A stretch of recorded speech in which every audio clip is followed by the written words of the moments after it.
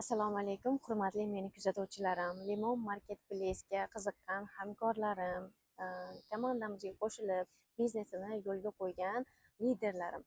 Men sizlarga bugun Limon Marketplace haqida qisqacha ma'lumot berib o'tmoqchiman. Bu Limon Marketplace Xitoy programmasi bo'lib, Uzum, Ozon, Valbers kabi platforma. Bu yerda siz istalgan turdagi tovarlarni Xitoyning fabrikasi ishlab chiqargan narxda, ya'ni arzon narxlarda olish imkoniyatiga ega bo'lasiz. Kачествосidan xavotir olmaysiz. Dastavkasi, kargosi qimmat bo'lib ketmasmikin deb o'ylamaysiz, chunki kargosiz, dastavkasiz olasiz O'zbekistonda turib.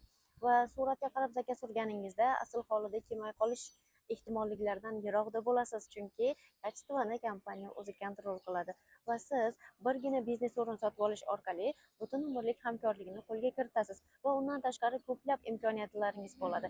Ya'ni bu imkoniyatlaringiz sizga nimalar beradi? Kunlik daromad topish imkoniyatingiz, punktlarni ochib olish, u yerdagi tovar oborotdan pul topish, referal silkalaringiz, sizni silkangiz orqali boshqalar zakaz qilsa, ularni qilgan tovar oboroti uchun kompaniyadan pul topish, o'zingizning shaxsiy brendingiz bo'lsa qo'yib sotish imkoniyati va qolaversa aksioner bo'lish imkoniyati. Agar siz aksioner bo'ladigan bo'lsangiz, butun dunyo, ya'ni MDH davlatlarda qilingan tovar oborotdan 49% ulushdorga aylanasiz. Bu sizga passiv daromad bo'ladi. Qarab turibsizki, ishlolmay qolgan taqdiringizda ham kompaniya tomonidan sizga passiv daromad berib boriladi.